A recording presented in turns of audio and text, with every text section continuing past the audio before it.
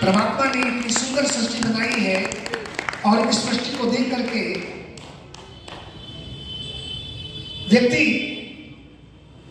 महर्षि देवदान जी जब मंच पर बैठते थे और परमात्मा से जब बात करते थे तो खड़े होकर के एक मंत्र बोलते थे, ओम विश्वामी देव सवितर दुरितानि पदासुर यद भद्रम तन्यासुर। और फिर कहते थे, हे सकल जगत की उत्पत्ति करता, समग्र ऐश्वर्य युक्त शुद्ध स्वरूप सब सुखों के दाता परमेश्वर, आप कृपया करके हमारे संपूर्ण दुर्गुण दुर्व्यसन और दुखों को दूर कर दीजिए और जो कल्याणकारक गुण कर्म स्वभाव और पदार्थ है वे सब हमको प्राप्त करा दीजिए।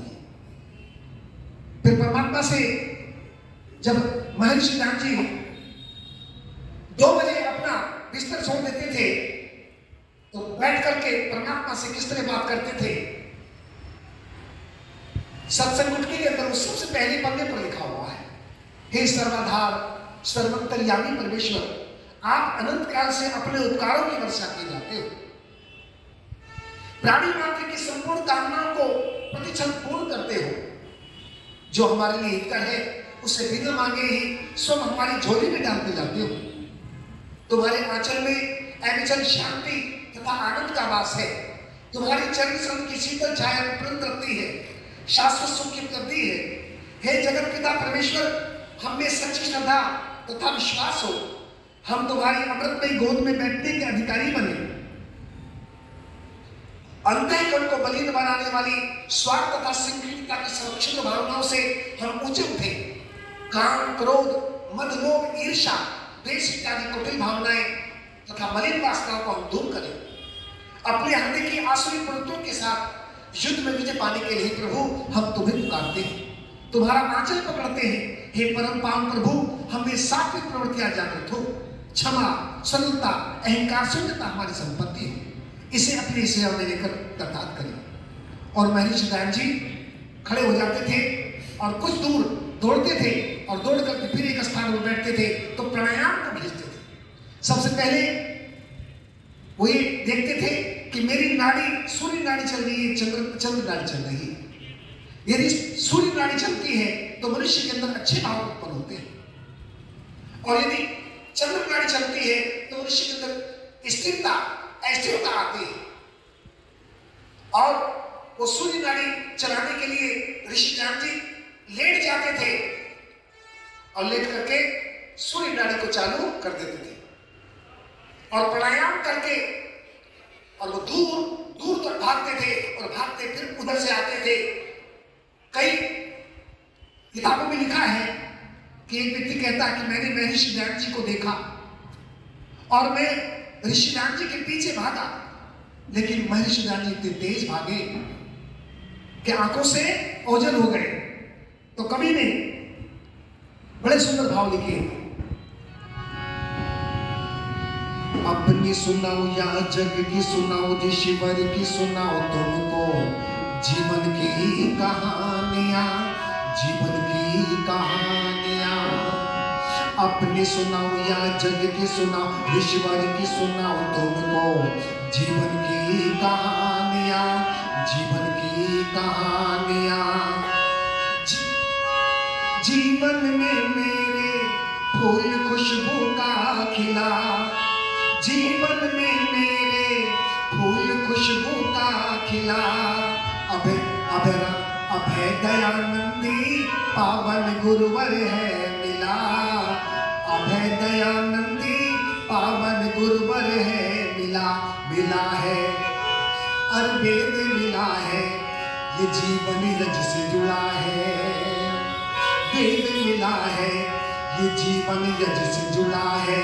हो पाए वैदिक निशानियां, अपनी सुनाओ या जग की सुनाओ, ऋषिवर की सुनाओ तुमको, जीवन की कहानियां, जीवन की कहानियां। ऋषिदेव दयानंद तो आदित्य ब्रह्मचारी, ऋषिदेव दयानंद तो आदित्य ब्रह्मचारी। ऋषिवर की वाणी से जागी ये दुनिया सारी, ऋषिवर की वाणी से जागी ये दुनिया सारी संसारी। हो वैदिक ज्योति जगाए, हो वैदिक ज्योति जगाए और धूम मचाए, हो पाए वेदों के निशानियां।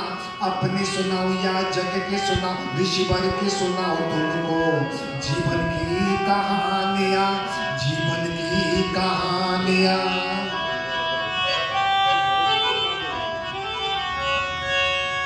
गुलामी में था भारत, गुलामी में था भारत, परेशानी में था भारत। अंग्रेजों और मुगलों के हाथों में था भारत, अंग्रेजों और मुगलों के हाथों में था भारत। कारक सोता हमें जगाया, ऋषि ने वेद पढ़ाया। वो सोता हमें जगाया, ऋषि ने वेद पढ़ाया। जगाई आजादी की जवानियां, अपनी सुनाओ या जग को सुना, अपनी बताओ या जग के सुना, ऋषिवर की सुनाओ तुमको जीवन की कहानियां, जीवन की कहानियां, जीवन की कहानियां, जीवन की कहानियां। ऋषिदेव दयानंद का दधीची काम अधूरा है, ऋषिदेव दयानंद का दधीची काम अधूरा है। हम आर्यों को इसको अब करना पूरा है, हम आर्यों को मिलकर इसको करना पूरा है। अधूरा है आर्यव्रत राष्ट्र हमारा, हमें प्राणों से प्यारा। आर्यव्रत राष्ट्र हमारा, हमें प्राणों से प्यारा। हो ये है वैदिक निशानियां, अपनी सुनाओ या जग के सुना, ऋषिवर के सुनाओ तुमको जीवन की कहानियां, जीवन की कहानियां, जीवन की कहानियां, जीवन की कहानियां।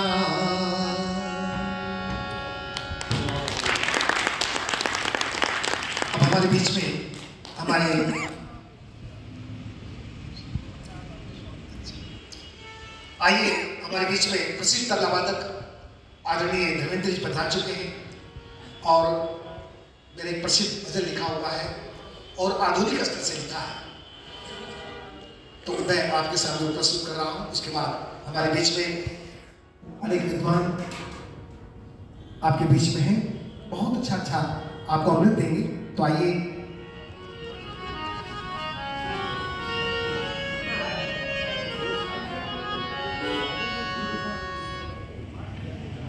आदरणीय डॉक्टर प्रमोद जी हमारे बीच में पधारे हुए हैं और ये छोटा सा भजन करने के बाद आदरणीय प्रमोद जी हमारे बीच में अपनी प्रस्तुति देंगे। धन्यवाद।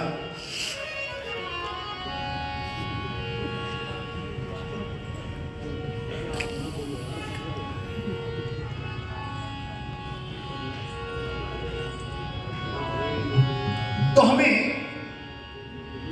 आर्यों को मिलकर के कदम बढ़ाना होगा और हमें ये नहीं घबराना कि कोई हमारे साथ चल रहा है या नहीं चल रहा है।